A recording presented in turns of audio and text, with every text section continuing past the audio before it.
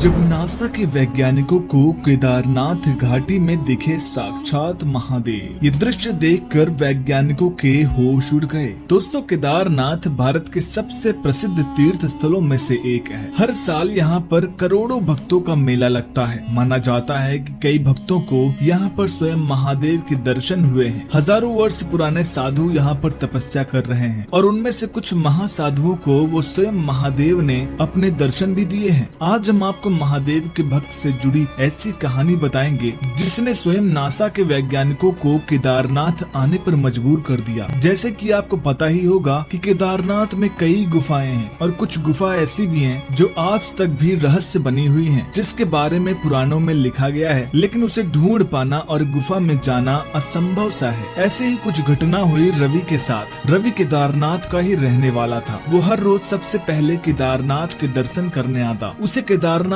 की एक एक जगह के बारे में अच्छे से पता था। एक दिन केदारनाथ में एक साधु से मुलाकात होती है जो गुफा में महादेव की आराधना कर रहे थे। साधु स्वयं रवि को रोकता है और उससे पूछता है कि पुत्र, आज तुम्हारा इस गुफा में कैसे आना हुआ। रवि बताता है कि वो हर रोज केदारनाथ आता है, इसलिए आज उसने गुफा के दर्शन करने का भी सोचा। साधु रवि को उसके पास बैठने का बोलता है। रवि साधु से करीबन 1 घंटे महादेव के विषय में बातें करता है। साधु रवि से बोलता है कि महादेव की उस पर असीम कृपा है। रवि साधु से पूछता है कि उसे ये कैसे पता। रवि को साधु में स्वयं महादेव की झलक दिखती है, वही सुंदर आंखें और बड़ी बड़ी जटाएं। रवि थोड़ा सा डर जाता है और वहाँ से निकल जाता है। और जब वो अगले दिन फिर उसी जगह आता है तो उसे वहाँ पर कोई गुफा नहीं दिखाई देती। चौंक जाता है। कल जो गुफा उसने देखी थी वो कहाँ गायब हो गई। ये बात वो मंदिर के पंडित को बताता है। धीरे धीरे लोग रवि के साथ हुए चमत्कार के बारे में दुनिया को बताते हैं। उस समय नासा केदारनाथ पर स्टडी कर रहा था। नासा को लोगों की कही ये सारी बातें पता चलती हैं और नासा अपने एक वैज्ञानिक का रूप बदलकर